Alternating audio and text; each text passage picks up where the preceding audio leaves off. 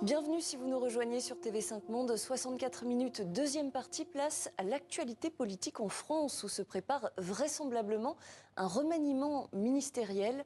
Bonsoir Benjamin Morel. Bonsoir. Maître de conférence à l'université Paris 2 Panthéon-Assas. Un remaniement qui se fait attendre pour l'instant. Et la grande question, c'est évidemment de savoir si la Première ministre Elisabeth Borne va rester ou non en poste. Oui, parce qu'il est très probable qu'on ait un remaniement, ne serait-ce que parce qu'il y a quelques profils au gouvernement qu'il faut aujourd'hui changer, notamment la ministre de la Santé. Donc il y aura une transformation du gouvernement. Mais ensuite, la grande question, c'est est-ce qu'on passe à une nouvelle étape symbolique du quinquennat à travers un changement de Premier ministre. Et là, il y a plusieurs éléments qui peuvent interroger, étant donné que aujourd'hui, Elisabeth Borne, malgré tout, a fait le job depuis juillet 2022 et que le profil pour la remplacer n'est pas tout à fait évident. Et donc c'est pour ça qu'on a quelque chose qui aujourd'hui traîne un peu. En tout cas, il y a plusieurs noms qui circulent. Alors, est-ce que ce sont des rumeurs? Ça, on ne sait pas. L'avenir nous le dira. Qui pourraient être les prétendants à Matignon? On peut avoir un portrait robot et on peut voir que les prétendants actuels ne remplissent pas forcément tous les critères du portrait robot. Pour comprendre le portrait robot, il faut revenir sur l'élément central de ce quinquennat, il n'y a pas de majorité.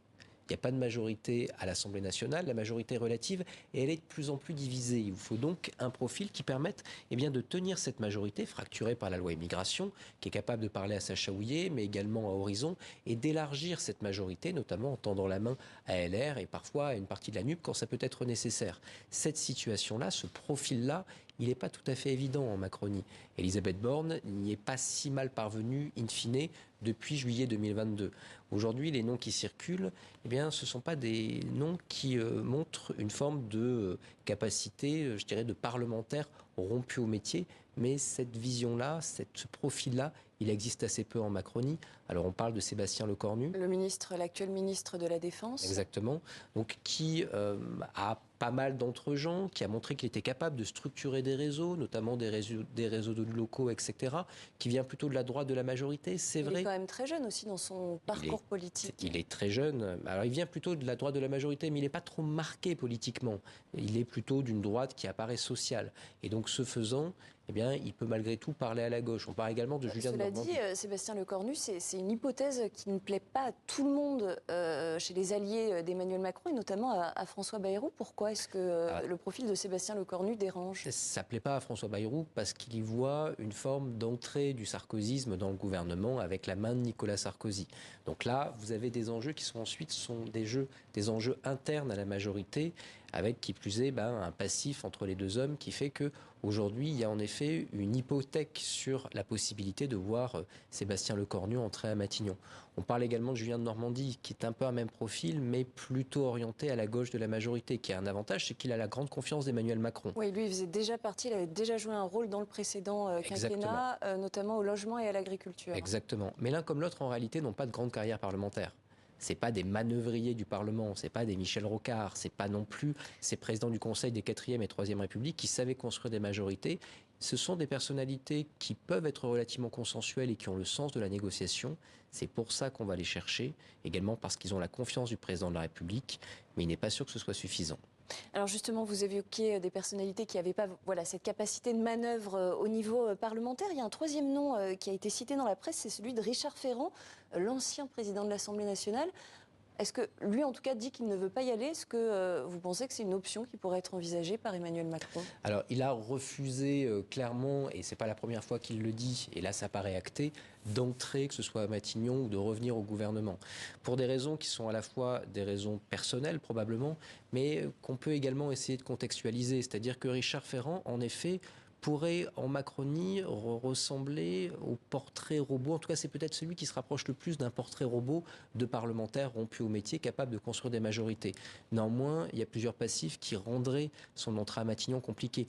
D'abord, il y a l'affaire des mutuelles de Bretagne. Alors certes, il y a le fait que cette affaire est prescrite. Mais malgré tout, ce n'est qu'une prescription et la procureure qui a participé à ce procès-là étant entrée au Conseil constitutionnel avec le soutien de Richard Ferrand, vous voyez que vous ouvrez ensuite des portes vers des affaires qui peuvent être assez problématiques et qui vont faire les choux gras de la presse et le bonheur de l'opposition. De l'autre côté, des présidents de l'Assemblée nationale en exercice battus à une élection législative, ça n'arrive pas très souvent. hein. Ça arrivait au début de la Troisième République, ça arrive sinon assez rarement. Or, c'était le cas de Richard Ferrand. Ce désaveu-là, évidemment, il pèse lourd devant les parlementaires et il sera rappelé devant les Français. Le troisième élément, c'est que Richard Ferrand, c'est quand même la base de la Macronie. C'est vraiment le cercle resserré. Quand vous voulez ouvrir, vous repliez sur votre premier cercle, c'est pas un très bon signe. En tout cas, comme vous le disiez tout à l'heure, Benjamin Morel, la possibilité d'un maintien d'Elisabeth Borne au poste de Première ministre n'est pas écartée. On imagine évidemment que si elle est maintenue, il y aura des entrants et des sortants. Un nouveau gouvernement va être formé. Vous disiez que tout à l'heure, la ministre de la Santé, effectivement, était en assez mauvaise posture. Agnès Firmin-Lebaudot, qui est visée par une enquête pour des cadeaux qu'elle aurait reçus du laboratoire Urgo. Il se dit que Catherine Colonna, la ministre des Affaires étrangères, serait sur la sellette. Qu'est-ce qui pourrait la fragiliser ? Ce qui la fragilise, c'est qu'elle n'imprime pas. C'est-à-dire que très clairement, d'habitude, au Quai d'Orsay, vous nommez, la plupart du temps, mais des politiques qui ont déjà une forme d'assise. Hein, souvenez-vous, Alain Juppé, Laurent Fabius relativement récemment. Et donc, il y a une forme d'incarnation de la diplomatie et de la politique étrangère. Avec Catherine Colonna, pour l'instant, ça n'a pas vraiment été le cas. Alors, c'est également la faute d'Emmanuel Macron, hein, qui l'a nommée alors qu'elle n'avait pas vraiment de parcours ministériel avant et qui n'a pas non plus beaucoup mis en avant. Mais il y a la volonté d'avoir une diplomatie qui incarne plus. Et pour ça, il faudrait trouver probablement un autre profil, même si là, encore une fois, vu l'activisme diplomatique du chef de l'État, c'est compliqué pour un ministre d'exister. Autre personnalité qui, moi, m'intéresse, c'est le ministre de la Justice, Éric Dupond-Moretti. C'est vrai qu'on en a beaucoup parlé au moment de son procès sur ce plateau pour conflit d'intérêts. Le fait qu'il ait été relaxé dans cette affaire, ça peut écarter la possibilité d'une éviction d'Éric Dupond-Moretti du gouvernement ? Probablement, pour plusieurs raisons. D'abord parce qu'en effet, aujourd'hui, il n'y a plus d'hypothèque sur la présence d'Éric Dupond-Moretti pour des raisons judiciaires. Or, l'un des éléments qui avait pu construire une fracture entre lui et son ministère était lié à ça. On voit aujourd'hui que ceux qui voulaient, entre guillemets, remettre en cause sa légitimité au sein de la place Vendôme, sont aujourd'hui, par définition, fragilisés. De l'autre côté, on parlait tout à l'heure de ministres qui impriment ou qui n'impriment pas. Si vous demandez aux Français, à ceux qui ne suivent pas de manière journalière, quasiment maladive, la politique, de citer quelques ministres, ils vous citeront probablement Gérald Darmanin, ils vous citeront probablement peut-être Bruno Le Maire, ils vous citeront Gabriel Attal, et ils vous citeront très certainement, plus même que les trois autres, Éric Dupond-Moretti. Et donc, cette capacité à imprimer, surtout en vue d'une élection européenne où le Rassemblement national va être le principal concurrent, ce qui justifie aussi ce remaniement, dans un instant. Se débarrasser à ce stade-là d'Éric Dupond-Moretti, probablement serait une erreur.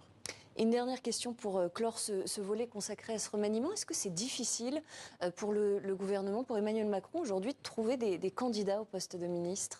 C'est compliqué, c'est compliqué sur plusieurs aspects. D'abord parce que, on l'a souvent dit sous le premier quinquennat, il n'y a pas de bande touche. C'est-à-dire qu'avant, vous aviez les viviers au sein du Parti socialiste, au sein de la droite, etc., qui permettaient d'avoir une série de ministrables que vous aviez éprouvés à l'Assemblée, avant dans les collectivités territoriales. Là, ça n'existe pas. Ensuite, alors ça existe moins. Ensuite, l'autre problème, c'est qu'on est quand même dans une période très compliquée. Si vous êtes un candidat putatif demain à un poste pour la droite ou pour la gauche, en 2017, entrer dans ce gouvernement, ça pouvait être un pari intéressant. Là, on voit que, par définition, au vu du contexte politique, au vu du fait qu'Emmanuel Macron ne pourra pas se représenter, c'est quand même monter sur un navire dont il est possible qu'il ne vous mène pas très très loin après 2027. Donc aujourd'hui, aller chercher des prises de guerre, c'est plus tout à fait évident et beaucoup de ceux qui pourraient rentrer préfèrent passer leur tour. Alors on va revenir également sur les grands rendez-vous politiques de cette année 2024. D'abord, je vous propose d'écouter un extrait des vœux de fin d'année d'Emmanuel Macron et on commente juste après. 2024 sera aussi une année de choix décisifs. Nous aurons à faire le choix d'une Europe plus forte, plus souveraine, à la lumière de l'héritage de Jacques Delors. Une Europe qui œuvre à la paix au Proche-Orient et sur notre propre continent, en continuant à soutenir le peuple ukrainien et avec lui notre sécurité, notre liberté, nos valeurs. Benjamin Morel, on vient de l'entendre, 2024, une année de choix décisifs. Emmanuel Macron, on sent bien qu'il met le cap sur les européennes. Ce discours, c'est quoi? C'est une entrée en campagne ? C'est en partie une entrée en campagne. Alors une entrée en campagne quand même qui bat un peu de l'aile, parce que pour entrer réellement en campagne pour les européennes, même si c'est une élection proportionnelle, transnationale avec eh bien, du coup, un leadership qui, théoriquement, ne devrait pas jouer, bah, ça implique quand même d'avoir une tête de liste qui imprime. Hein. Vous avez d'un côté Jordan Bardella, et là, pour le en effet, Rassemblement national. voilà, on voit qu'il commence à y avoir une concurrence sur la gauche de la Macronie, avec la montée en puissance de la candidature Glucksmann au sein du PS, et donc il peut aller mordre sur une partie de l'électorat de centre-gauche. Aujourd'hui, qui incarne réellement pour la liste macroniste cette campagne, c'est pas tout à fait évident. Mais cette campagne, elle est importante pour Emmanuel Macron. Pourquoi faire ce renouvellement, ce remaniement dont on parlait tout à l'heure maintenant? Pourquoi pas après les européennes, partant du principe que de toute façon, eh bien, c'est le Rassemblement national qui gagnera, qui arrivera en tête.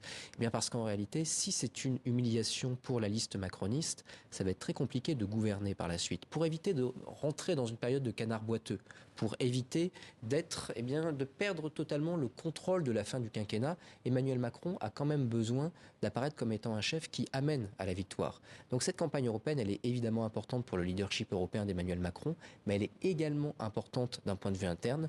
Une défaite, ça signifierait probablement une chiracisation du mandat.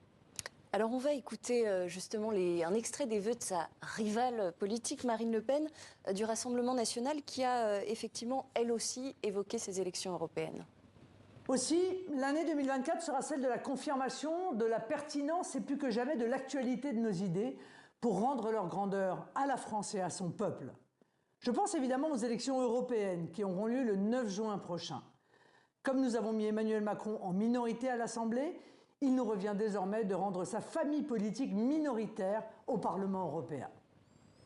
Benjamin Morel, le fait de cibler comme ça directement dans son discours Emmanuel Macron et sa famille politique, est-ce que ce n'est pas une façon pour Marine Le Pen de préparer aussi le terrain pour 2027 ? Alors, ça permet de préparer en effet le terrain pour 2027. Tout à l'heure, j'ai évoqué rapidement la configuration de ces élections. Normalement, il ne devrait pas y avoir de vote utile pour une élection européenne. Vous êtes sur une élection à un niveau transnational. Ce que va peser la délégation française en la matière, c'est limité par rapport à l'ensemble des députés européens. Et par ailleurs, c'est une élection à la proportionnelle. Néanmoins, c'est la dernière grande élection intermédiaire lisible, parce que les élections locales aujourd'hui sont moins lisibles au vu du clivage entre, je dirais, champ local et champ national par rapport aux partis politiques. C'est la dernière grande élection lisible avant 2027. Si jamais vous avez un RN qui arrive en tête, eh bien, ça signifie que demain, l'alternative et donc potentiellement l'alternance, ça peut être le Rassemblement national. Si jamais vous avez un RN qui apparaît comme étant le principal concurrent de la majorité, eh bien, ça lui offre cette capacité d'incarner l'opposition. Or, incarner l'opposition sous la Ve République, c'est extrêmement important parce que ça déclenche à la fois un effet de vote utile, ce qu'on a vu lors des dernières européennes sur notamment l'électorat de droite, et de l'autre côté, eh bien, ça permet de coaliser les mécontents. Et en coalisant les mécontents, eh bien, vous avez un stock de voix qui vous permet ensuite de faire boule de neige. Donc c'est très très important et pour Emmanuel Macron et pour Marine Le Pen de consacrer ce duel. Alors il y a d'autres grands rendez-vous importants en 2024. Il y a bien sûr le 80e anniversaire du débarquement et de la bataille de Normandie. Il va y avoir la réouverture de Notre-Dame de Paris, les Jeux Olympiques, le sommet de la francophonie. On imagine qu'Emmanuel Macron, il va chercher à tirer profit de tous ces événements, qu'il va peut-être chercher à multiplier aussi les symboles unificateurs peut-être. Oui, alors pour deux raisons. D'abord parce que c'est quand même dans l'ADN des chefs de l'État. Il faut voir que sous la Ve République, le président a un peu une double fonction. À la fois, il est l'héritier des présidents de la 3e et 4e qui eux-mêmes prennent la place un petit peu du roi. Donc il incarne l'unité de la nation et évidemment, il est également le chef officieux de la majorité. Mais ce premier rôle d'incarnation de l'unité de la nation, il est très important, il est très légitimant. Et donc ce type d'événement, il doit l'investir, il doit, entre guillemets, incarner. Ça veut dire quoi, par exemple, sur les Jeux Olympiques, comment est-ce qu'il va concrètement s'investir? Est-ce que ça va être des rencontres avec les athlètes où il va pouvoir se mettre dans ce costume peut-être de coach sportif? C'est les visites de chantier où il va pouvoir se muer le temps de rapidement, en tout cas, en chef de chantier? Comment ça va se passer? Comment est-ce qu'il va en tirer profit concrètement? Ça peut, c'est-à-dire que vous avez chez Emmanuel Macron toujours la volonté à la fois d'incarner cette unité, puis parfois peut-être d'en faire trop, donnant et on se souvient notamment à ce sujet, par exemple, de la Coupe du Monde, la dernière Coupe du Monde, quand il a pris dans ses bras Mbappé pour le réconforter, etc. Mbappé n'avait pas l'air forcément d'accord, et c'est vrai que ça lui avait été reproché de ce fait d'en faire trop. Parfois, il a tendance à en faire trop, mais en même temps, Quand vous regardez les enquêtes d'opinion, etc., il n'en souffre pas forcément, parce que la stratégie de communication d'Emmanuel Macron, même si nous, qui sommes très intéressés au sujet politique, etc., nous la voyons dans sa globalité et elle peut nous paraître parfois relativement problématique, eh bien en réalité, elle est plutôt bien ciblée. Vous avez aujourd'hui un fonctionnement de l'information en silo, et donc quand il fait ça, il parle aux fans de foot. Et en réalité, comme quand il invite McFly et Carlito, il parle à la jeunesse. Et donc, avec cette communication en silo, eh bien, sur des aspects, sur des fragments de l'électorat, eh bien, force est de constater qu'il engendre des gains. Mais ça veut dire concrètement qu'on va de fait moins le voir peut-être sur la scène internationale, parce qu'il va être très occupé à l'intérieur, Emmanuel Macron, en 2024. Alors il va être occupé à l'intérieur, mais en même temps, quand vous faites les Jeux Olympiques, c'est également une façon de faire de l'international. Vous avez un chef de l'État qui très clairement aujourd'hui est dans une stratégie d'internationalisation de sa posture, etc. Ça lui permet également de se dégager d'une scène politique intérieure qui est problématique pour lui. Donc on risque au contraire d'avoir un investissement de la scène internationale qui risque de ne pas décroître de la part d'Emmanuel Macron.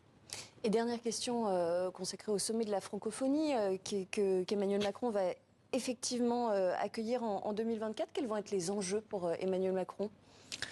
C'est compliqué à dire, encore une fois. On a quand même une francophonie qui aujourd'hui ne va pas très bien pour tout un tas de raisons, et notamment le fait qu'un certain nombre de ses membres souffrent d'une instabilité et que vous avez des positions entre certains États et la France qui peuvent être des positions aujourd'hui clairement antagonistes.